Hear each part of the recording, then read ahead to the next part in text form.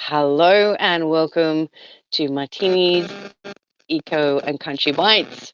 I'm Martine Shepherd, and today I have a beautiful woman, a soul sister, a comrade, a warrioress in arms that is also fighting so hard to protect our oceans and protect so many vulnerable marine species and animals that are at risk.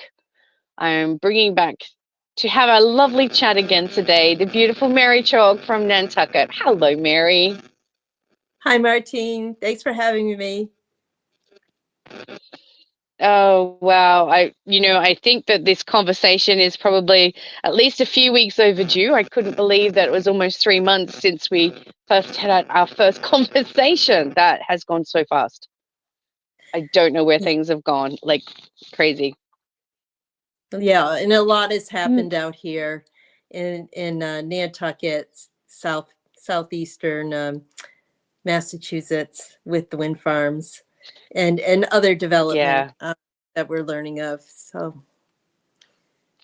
And I it's think good to be here. think this is a great time.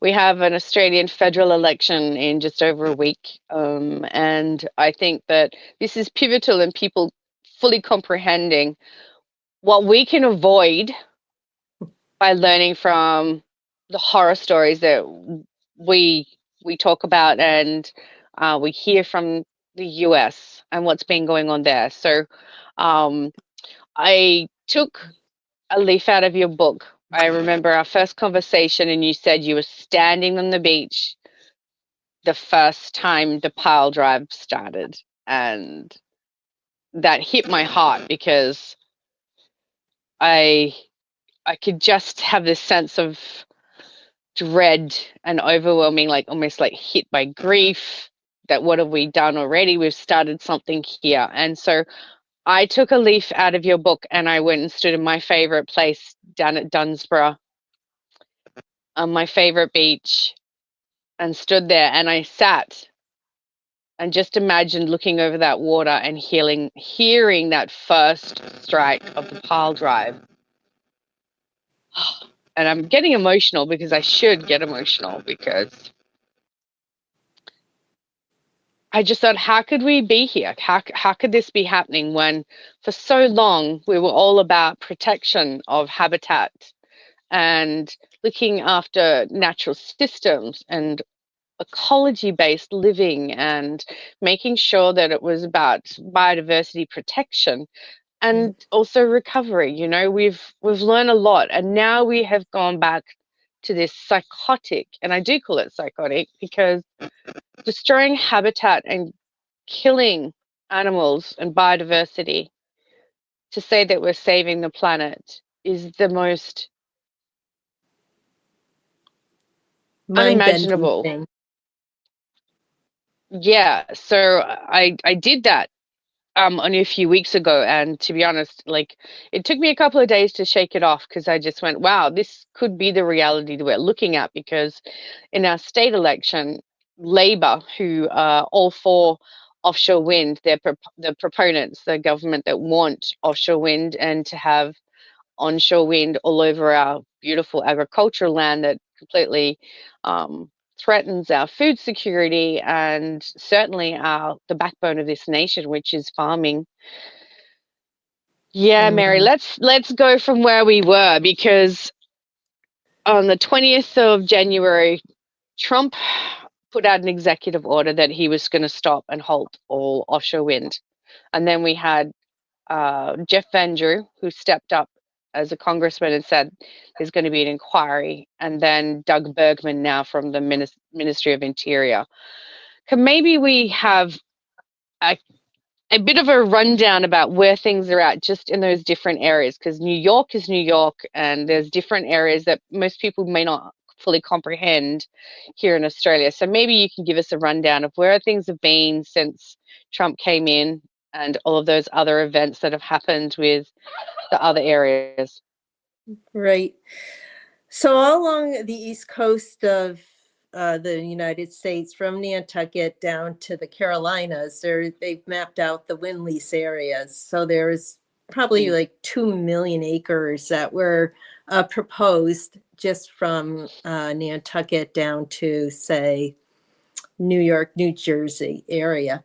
Um, the Massachusetts, Rhode Island wind lease area is a 1,400 square mile parcel, and that was divided up into side by side projects. And there's about 9 project leases there. And so the Vineyard Wind is the first in the nation permitted uh, offshore wind project, 64 turbines, and it's 14 miles off the south beaches of Nantucket. And Nantucket's a summer tourist resort.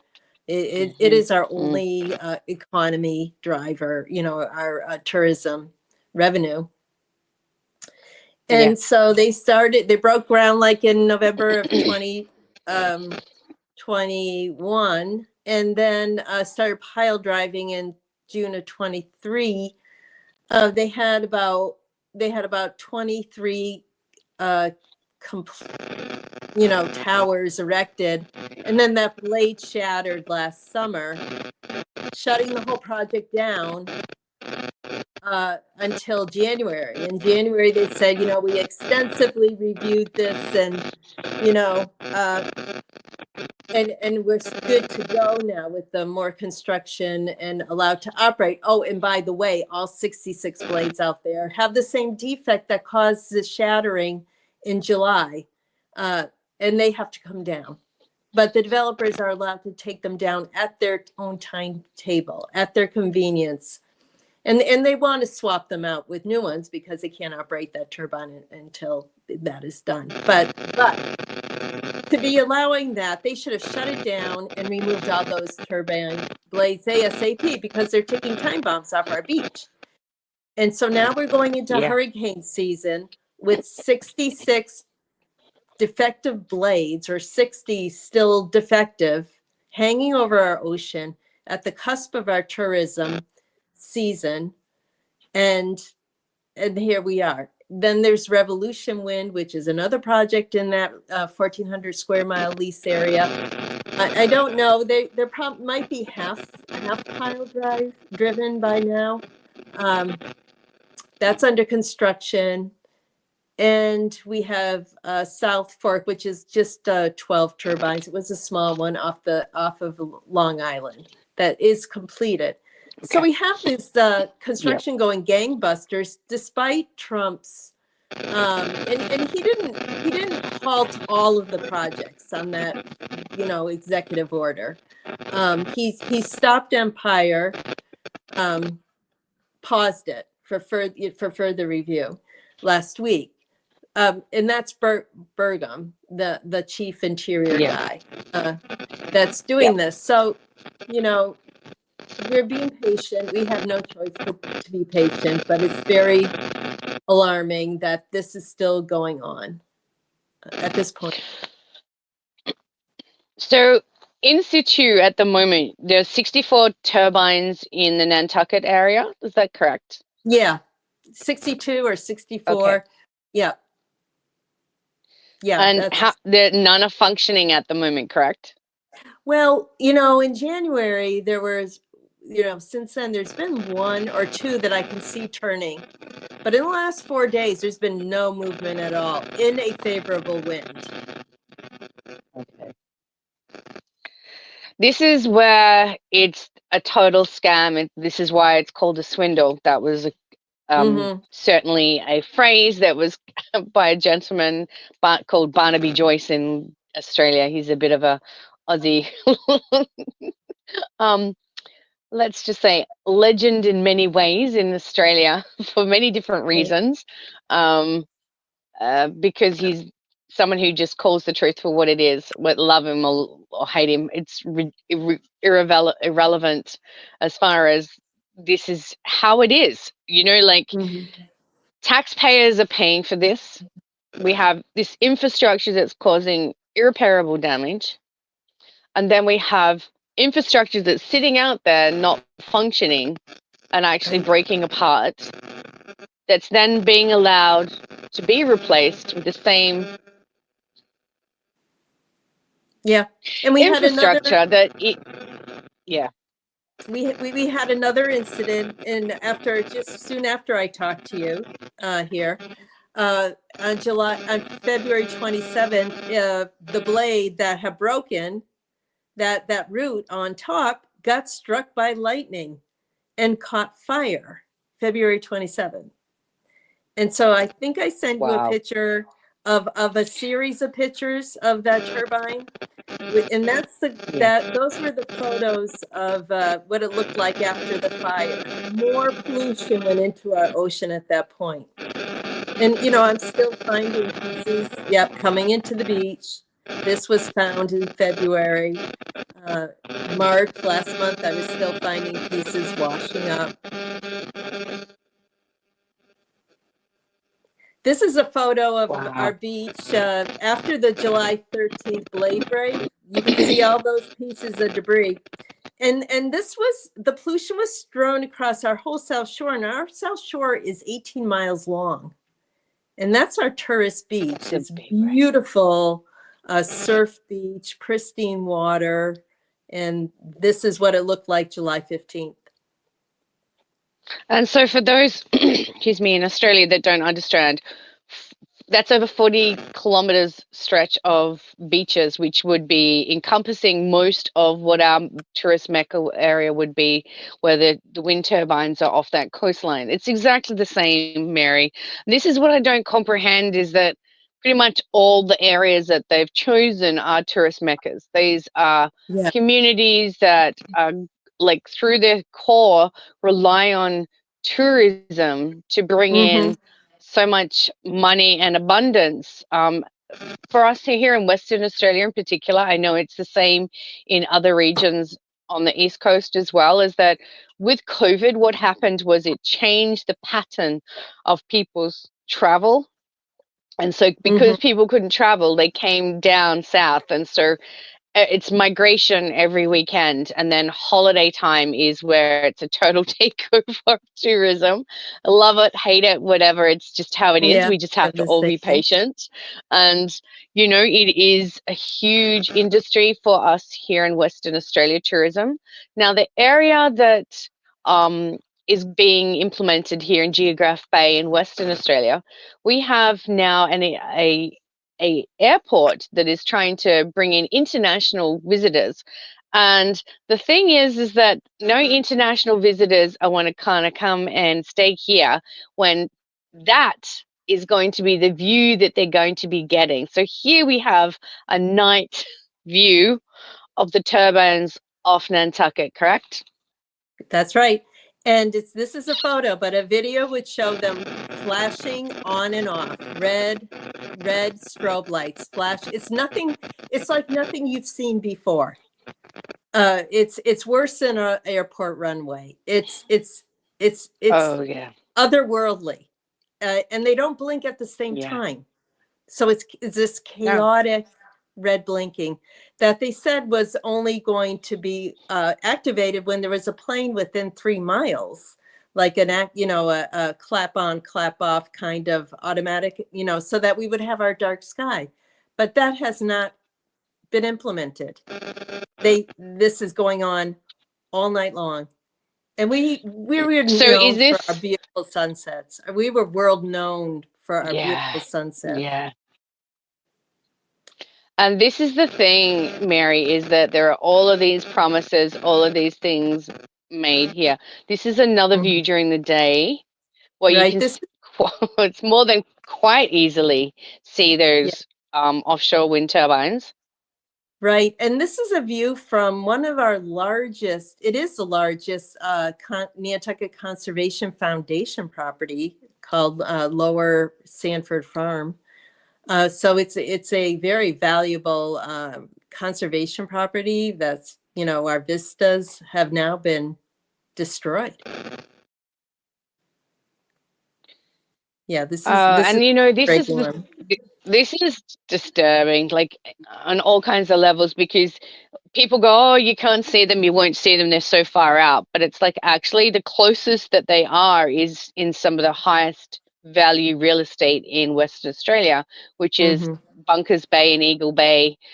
They will see it very clearly here. Mm, And we're talking about, 20 and $50 million properties. Some of them are, 10 to $20 million properties out in that way. And it's like no one, and I mean, no one has ever asked, I want to find a really lovely bougie house with a view of the ocean and make sure I no, can see the wind turbines. no, no. You have to draw your curtains at night. You wouldn't be able to look out. It's so disturbing. The red flashing lights. Uh, 14 miles and that's 14 miles. But these turbines will be visible 35 miles from shore. so 35 miles from shore is a lot further out than we have them placed in our waters here in Geograph Bay. Mm, And certainly that's further out than they have on the East Coast as well. They have floating wind turbines out there, which is utterly insane. It's an experiment because it's never been done on such a large scale ever in the mm-hmm, world.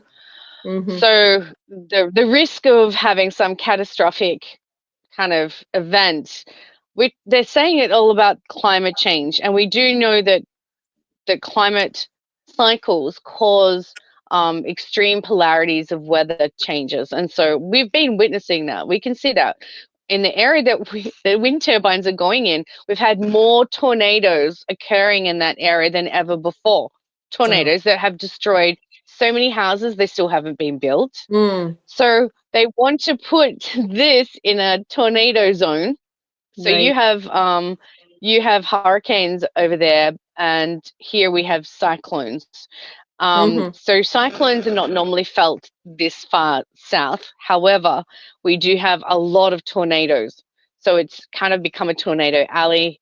And for me, I'm thinking that at no point should this have even got past the riding on the back of a napkin idea, any of right. this. And so um, now we're getting to the point where it's like, what do we need to learn from the mistakes of the US apart from making sure this never goes ahead? What Yeah, would be the wisdom that you would impart to many Australians? Because I hear so many times this, oh, but it's not the look of it. It's like, no, no. If we're observing things that are disturbing, and from a human perspective, then what is it doing affecting the animals? And this is the thing that makes me super angry is people say, oh, because we can see it and we find it disturbing that we're just being NIMBYs, which is not in my backyard. right. So it's not about being a NIMBY at all. It's about the fact that if we're observing something that's disturbing or distressing to us, and now that there is science saying that the effects of the wind turbines, the frequency, the infrasound is felt up to 50 kilometers away. Right. There is That's right. absolutely no, this is going to affect all of our coastal regions, all of them, because they fall within 50 kilometers. So the thing is Mm-hmm. that where have we learned from this? What has been happening since? Have there been people out there that have been researching the effects of these lights on marine animals at night? Not as many as you would hope. I mean, we do have a acoustician that is working with us that will drop a hydrophone down in the water and measure the pile driving noise. Rob Rand, I think you've Yeah, been Rob is great. with Yeah. him. Yeah, and so, but that's the millions. This is a huge money suck, right? Like if you saw the bills that have passed It's a in Congress, scam. yeah, that have actually they're funding NOAA, they're funding federal agencies to research the impacts on our environment and on the right whales. And to my knowledge, nothing has been done, but they've been appropriated millions of dollars since Vineyard Wind was started. They appropriated like $80 million to study the impacts on the right whale. We're not hearing anything from any No, of course research you're not going to going see any on. data that shows anything. Yeah, Well, in so first day in it our is state, it's a money suck. It's just flowing money into it's a disguise. This is a it's bright money green line, laundering. right? Yeah, it's Yeah, of bright course green it is. lights. There's nothing, there's no energy coming out of this. It's just, but our rates are going up and up, and so that'll wake people up when our electricity and our natural gas bills just Mm, skyrocket. They're on their way. Um, mm.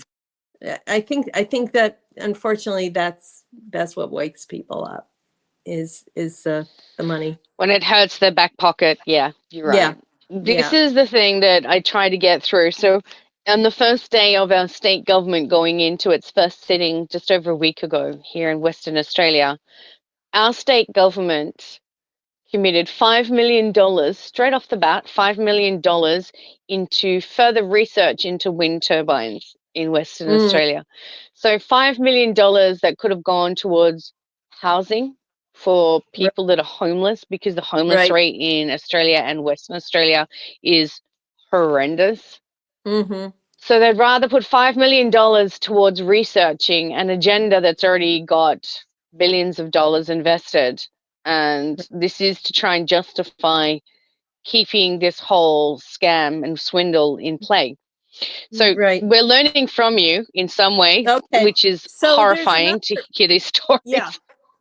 I want to bring up another really interesting thing that's happening here, and because I've been involved in the wind turbine, uh, for 6 years, my radar is up. I'm really hyper Yeah, vigilant to what's happening. So, love um, it. but Spidey sense. unfortunately, I didn't catch this until drinking morning coffee and reading our local paper that they are going to put a oil and gas drilling project 12 miles off the beach and drill a third of a mile down into our seabed to look for water, fresh water. And this is going to go on the entire 3 months of our tourist season. And I knew nothing Why? about this. I was completely like dumbfounded. And it was our one of our federal agencies I hadn't heard of before. It was called the National Science Foundation. Is working with international scientists. And reading about this, it was like, oh, this has been in the works for a long time, so I know how these things have to be permitted, and so I start Yeah. reviewing like where I'm going to find these permits and review, and there's nothing, and I'm going, wow, this isn't even getting permitted. There's been no environmental review. There's supposed to be an environmental review, and so digging, finally learned that there was a very loose environmental assessment. There was a public comment period on that environmental assessment, but the public was never notified that they were never Oh, wow. presented in the usual ways that this is happening. This is our environmental assessment, and you have 30 days to comment on it. We're legally part of the process for something like this. So I stood up in front of our select board and said, Oh, yeah. can you ask, they didn't even know anything about it, and so they're writing a comment letter, and I said, can you please ask for an extension of the comment period, because the public hasn't been notified in the proper ways, in the usual ways. They did the bare minimum, and whether it's legal or not, I don't know. I mean, but the reason this is happening here is no accident, because Mm, now the bar is low as far as our hmm. environmental uh Standards have standard, dropped so low. right?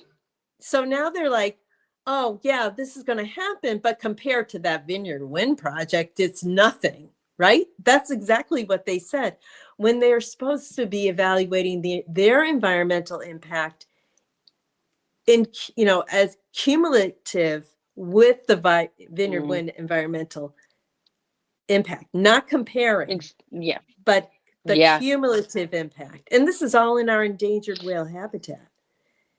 So this is So, where what you've just said is exactly what happened on the East Coast, in the Mile and Hunter region, where they literally not notified of any consultation process that happened at all.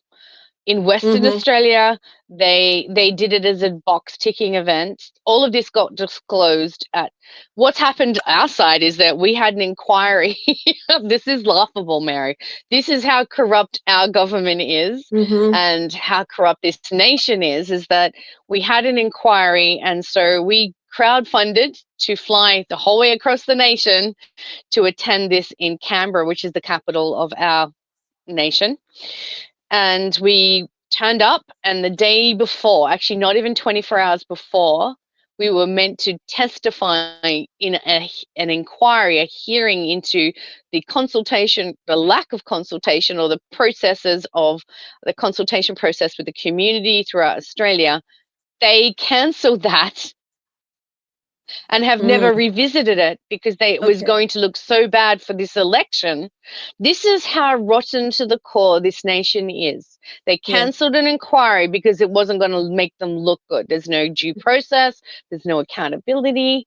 There Right. was absolutely no apology whatsoever for the amount of energy and effort that went forward. So we still want our money back as far as we're concerned, because Right. it's like we turned up to an inquiry that never happened. We were grateful to have a couple of senators from other parties that are against the offshore wind Mm-hmm. that did give us time in the actual inquiry, one of the inquiry rooms. So one of the chambers. So we went in there and we did have our own informal inquiry. However, it was limited time, and the process that we tried to do was quite difficult because we weren't under parliamentary privilege. And so this is the difference. Because it wasn't a true inquiry, anything that was said could have got us in court. Mm. So we couldn't fully disclose everything. We had to be quite guarded about what we were saying. So it couldn't be full Mm. disclosure. So that's how rotten to the core things are here in Australia. So we Yeah. have a nation that has an inquiry, and then when the inquiry is going to make this government look really bad, they cancel it less than 24 hours before. So this Mm-hmm. is where I've lost faith in the system itself at this point, because it seems that this is so rotten to the core here in Australia. We don't have anyone with a backbone like I guess Trump has had. However, we want to see Right. more follow through, obviously. Yeah, and Obviously, we want to see this more yeah. continuity. Yeah, in the state of Massachusetts, is very much like what you just described.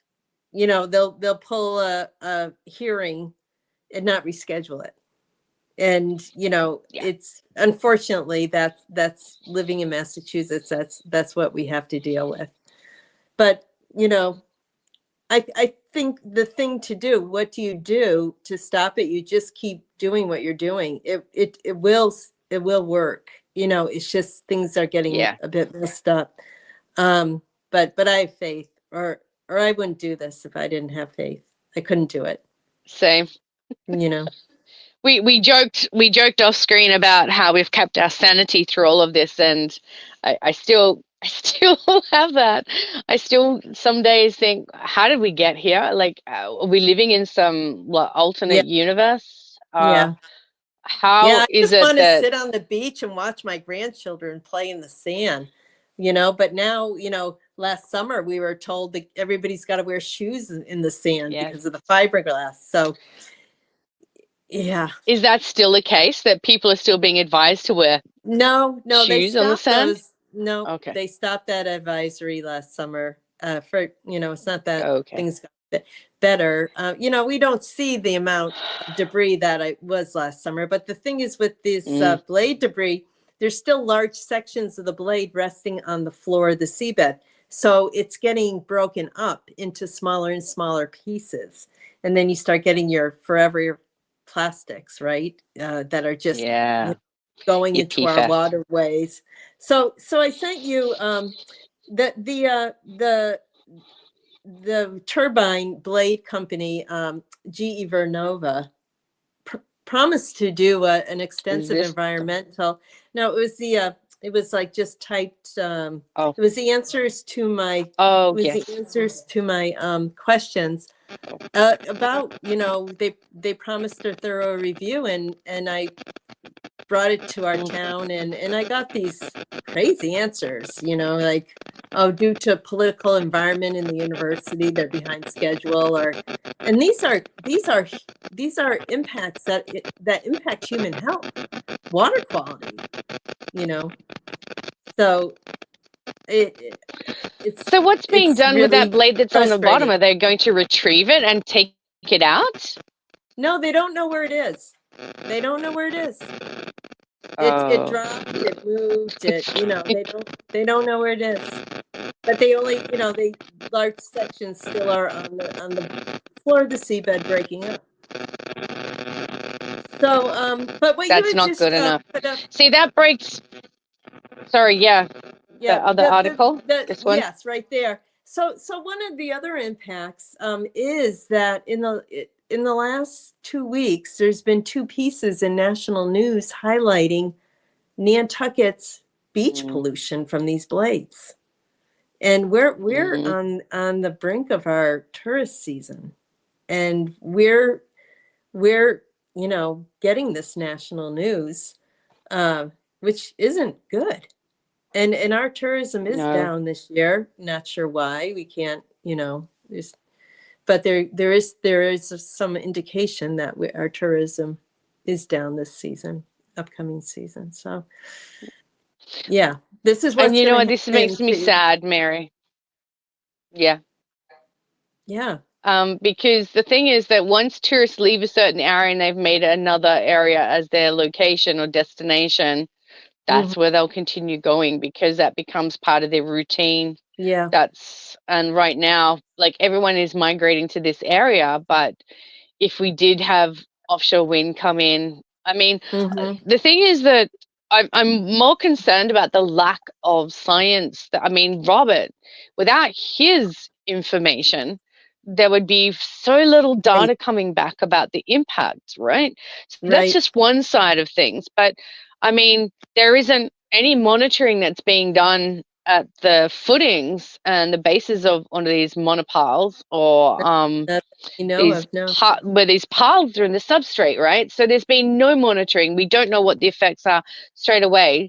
And so we can't share that and learn from that. So my Right. concern is here that where is the commitment here to the protection? There is absolutely zero because if you're not monitoring where you're at right now in this moment in time, how do we Right. monitor things have gone so far astray that there's Right. no way back?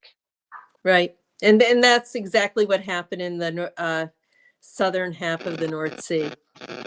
That's exactly what happened. They didn't take baseline studies, and now they're in a catastrophe. Uh, but they now all they have is regret that they didn't do it. Those baseline studies. Well, we are doing the exact same thing. We're not doing those because then you don't have proper studies. You have to have the baseline to have a proper study. And Correct. so then, but all we see is what's floating up on our beaches. There's been like 150 whales that have been found on beaches in the vicinity of these wind farm developments since 2022. And, I just confirmed the other day that a dolphin was found on Nantucket's shore, and now stranding team just picked it up and took it away. No report to the media. So I don't even know if we're hearing. Obviously not. We're not hearing of the numbers that No. are being found on the beach. Yeah. And so this is where it really concerns me because there is, it seems to me, an orchestrated and well organized cover up of the Hmm. release of this information and data. And that is what Jeff Van Drew did bring to Congress's attention. Right. So he is the one that kicked off those questions of what's actually happening, the impact here. But I have not seen much follow up. I've seen one article from him saying that there is absolutely a correlation now from what they found between the pre construction and construction phase with whale death and the increase of mortality and harm coming to whales. I have seen some of that, but there is still this tolerance after all that we still know. What you just said in the North Sea, southern North Mm-hmm. Sea, that is so disturbing to me that we would risk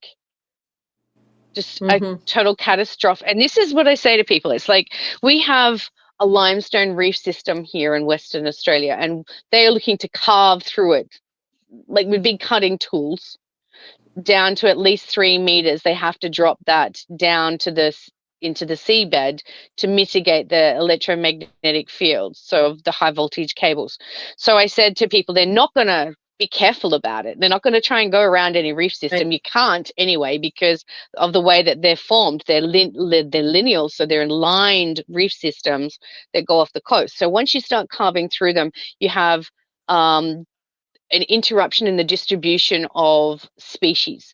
So when you Mm-hmm. have fragmented habitat, and then you have EMF causing disruption,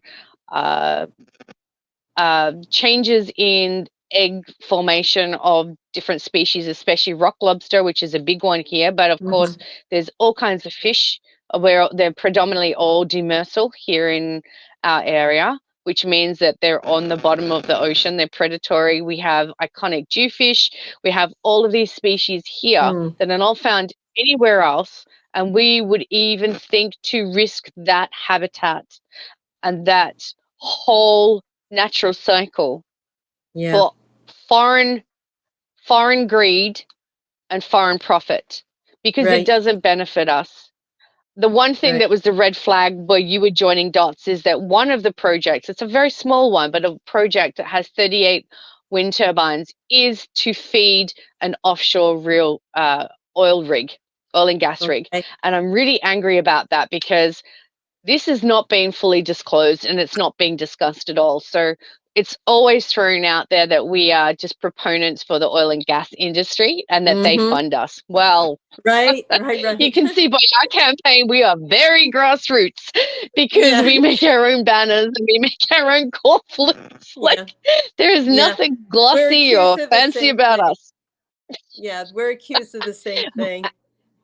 And Yeah. of course, that's the three-letter agency kind of agenda here. That if we throw enough Mm. shade at something and put it under this kind of a banner, call them NIMBYs, say that this is what they're being paid by the opposition, which is obviously the oil and gas industry, that people aren't going to take them seriously. But the people that are speaking out are scientists, are local experts, are grassroots people that have nothing but their whole lives to lose. It's not Mm-hmm. money. It's about the fact that the value of this area is so profound because everyone lives here because of the natural beauty, because of the health of Mm-hmm. the ocean, because of all that's accessible to us, because it's free. And of course, when it's free, it's so easy to take for granted because It's you can't true. put a money value on a whole ecological system, a system that's natural, that we just need to leave it alone.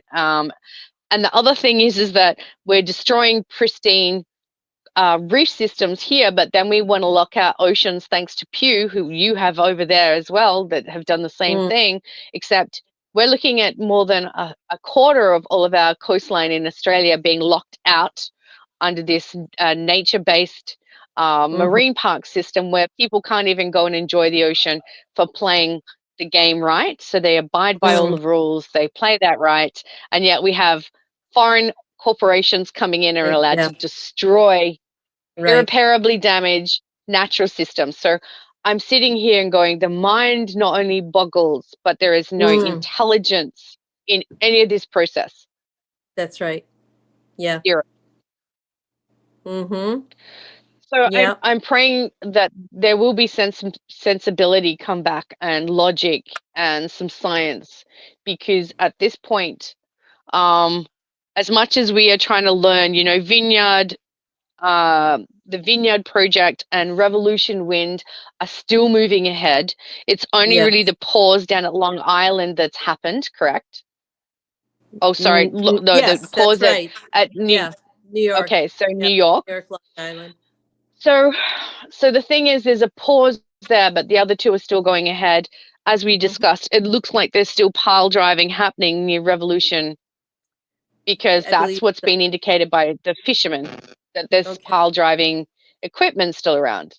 Mhm. Mhm. Yeah. And yet there has been this commitment. So, one, we want to support you over in the US to stop this. So, I think that I'm going to put the details of the, is it the Ministry of Interior, which would be Doug Burgum, that this Yeah. would need to go towards if people are saying, please, we need to shut this down. Sure. Yeah, I can send you something with the names, the list of names to contact. This is the time to do it. You know, they're I agree. working on it. I'm confident they're working on it. But it's always good to give them the support. I Yeah. agree. I think Thank that you very much. when you've got, I think that other nations, when you all come together and say that all eyes are on the US right now, you're Hmm. trying to set a standard Right. of halting something that's so destructive before it even starts. And this is what we need Hmm. to do in Australia, is stop this before we even Right. go there, because Right. there is so much to lose that you Hmm. don't understand what you've lost until it's gone. And Hmm. that's where I stood on my beach like you did, and you shared that story. And Hmm. I'm like, I'm going to put myself in Mary's position and Hmm. situation where she was standing here and across this water is nothing but the sound of that pile Hmm. driving. And I just, Yeah. I felt so physically ill Hmm. that I can't even imagine. For me, I'm the lady standing on the beach cheering and clapping at baby whales practicing breaching Right. Nice. that are only like maybe 300 meters off the beach. Like that's where Mhm. the babies come right in, so close to the Wow. coastline there in that Oh, that's protected, beautiful. beautiful, shallow waters. It is. And, and that's what I live for. And, if I'm Yeah. going to be that crazy grandma that's taking the kids down to cheer the baby whales breaching, That's that's great. what I want to do. That's Yeah. what I want Right. to do. So, Right. my vision is that I'll be taking my grandkids down the beach and they're going to Good. go with their crazy grandma No, that's not and crazy. we're going to be That's cheering their. And that's the thing. It's like, if that's what makes me a NIMBY, that I want to retain yeah. that, Yeah. And then I'll teach it be to a your NIMBY. Put children. that on me. Yeah, I want to Yeah. show my grandchildren a level of respect and love for the ocean that I have. And I want to take them under the water to help them free Yeah. dive and see what's really there. Because most people haven't got a clue what's under the water. We True. have protected seagrasses as well as sponge and coral reef systems, and the the diversity of that has never even been researched properly. And this is where Yeah. you talk about baseline data. Yeah. That's right. That's right. So we don't have baseline data.